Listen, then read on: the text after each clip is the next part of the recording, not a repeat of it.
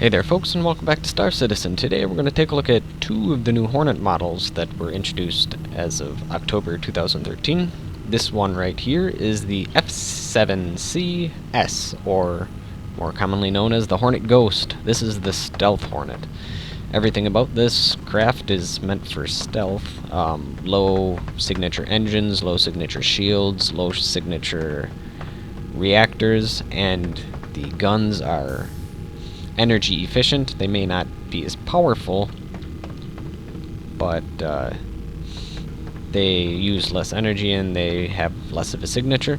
As well as all of that, it has a special equipment called Velvet Glove Sheer Steel Armor Refit, which is just a stealth armor that absorbs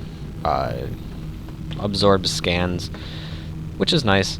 Oh, and as you see, I'm in the third-person mode because as of this update, something funky has happened with first-person mode. The camera jitters when you're really close to a craft, but it's still in pre-alpha. And in fact, you can kind of see my character jitters too, and that's probably why the camera would.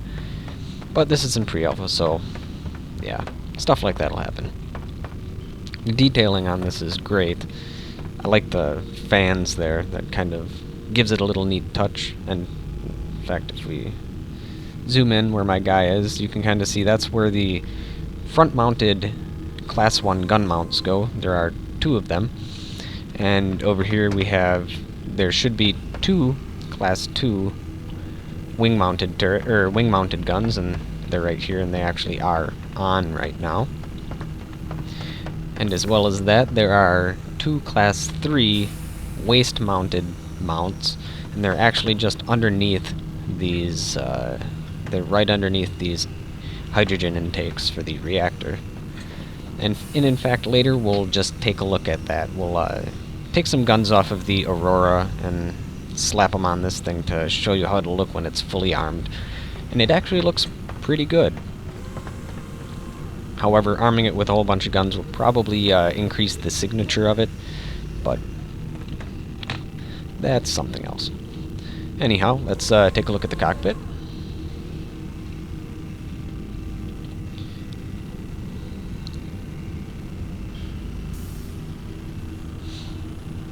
This is a gorgeous looking cockpit. It has so many screens, buttons, displays. It looks great.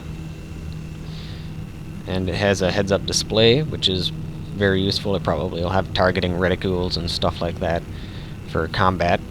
And you can see there are fold-out displays there, one up there. It looks like there's a fold-out display on my side, maybe even another one on my side.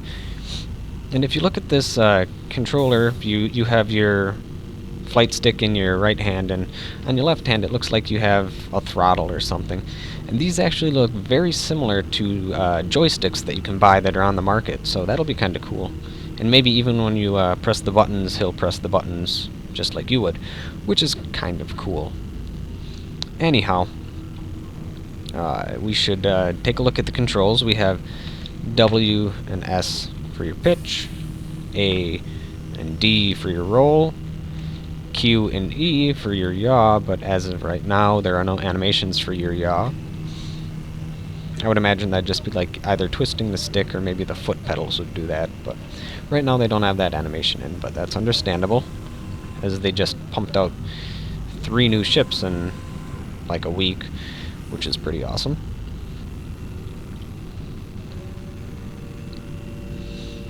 The visibility out of this it's fairly decent. It's not quite as good as the Avenger, but the Avenger has absolutely phenomenal visibility out of its cockpit. However, this isn't bad, though. Alright, let's wander on out of here, and let's see if we can get on top of the ship so we can show you some of the details up top. And of course my guy's going to walk all the way down the ladder first. There's nothing I can do about that, though. Alright, let's see if we can get up. There we go. Come on. Jump. Jump, I say.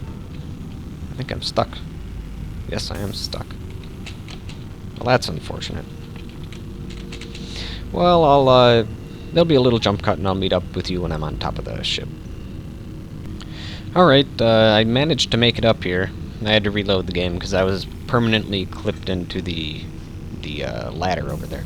Anyhow, we have up here, this is where you can put a big box storage for, I believe it's 4 tons of storage, which would make this an excellent, excellent smuggling ship, because not only is it low signature, it has the armor that will mask your cargo, which is very nice. And back here we have our, I believe it's called the Sakura Sunlight Blossom Energy Reactor. Oh no, connection loss. Anyhow, that's going to be a low emission, low EM reactor, and then we have our engine back here, which is also low emissions. And I really do like the detail on this. It's very nice. And then we have 2 thrusters back here. They are probably maneuver jets. And in fact, this ship does have 8 maneuver jets. So it's very standard. I believe the Aurora has 8, the Avenger has 8.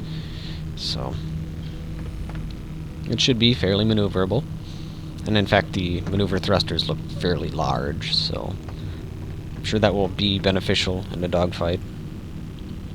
And if I hadn't said it before, this color scheme is great. I like the dark blacks, the light blacks, the grays, and the accents of red really make this design pop. I really like it quite a bit. Alright. We'll take a look under the ship.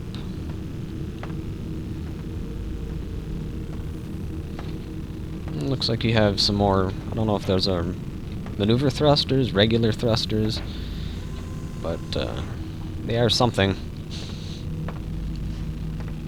And then the landing gear, great detail up there too. Everything in this game has fantastic detail.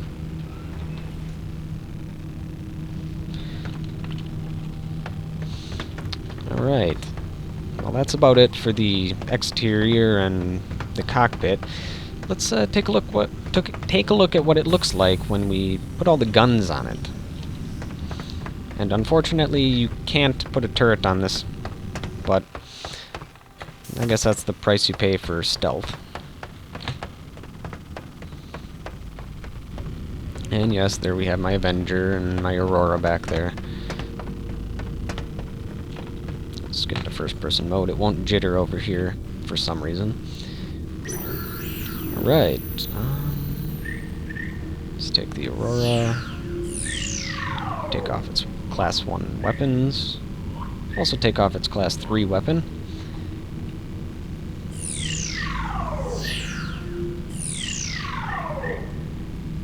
There we go.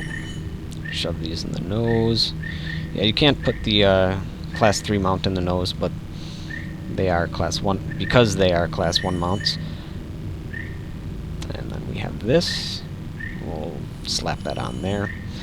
And it'll kind of give you an idea of what it'll look like when it has all of its weapons. I wonder if you can put a canard down there. You might actually be able to put a canard down there, which would give you another 2 weapons on the nose, but you'd have to buy the canard, which probably is not cheap. And that would also probably spoil your signature, and you'd be much easier to locate, which would defeat the whole purpose of this very awesome ship. Alright. Let us take a look. Yep, there we go. We have the 2 guns that are poking out of the nose right there. And then we have our Class 3 missiles down here.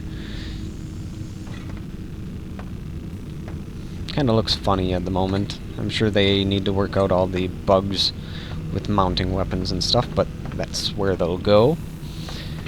So it'll be fairly well armed, and it'll have a fairly low signature, so that's always nice. You can use it for smuggling, you can use it for pirating. However, if you use it for smuggling, you'll probably have to put the big box storage in there because, well, right now there is absolutely no storage on it, which is unfortunate.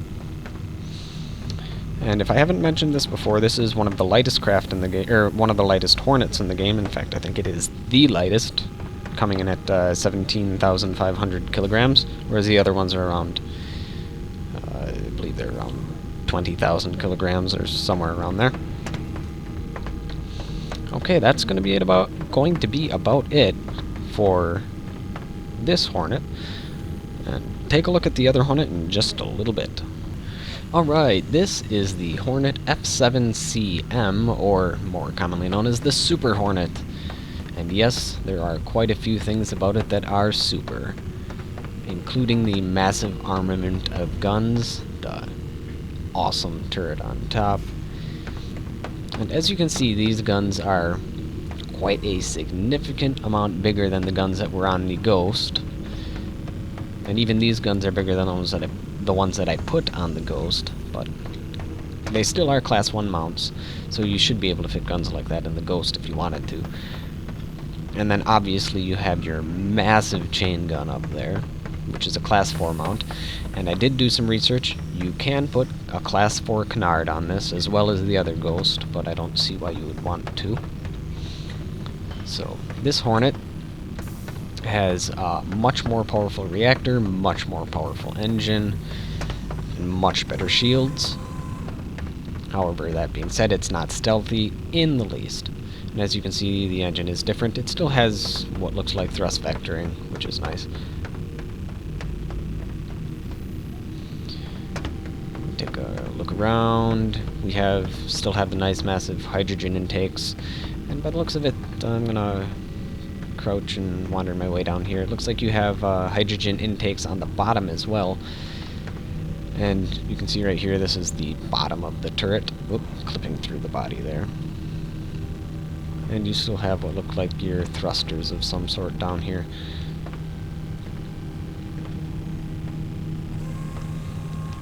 Very nice looking ship.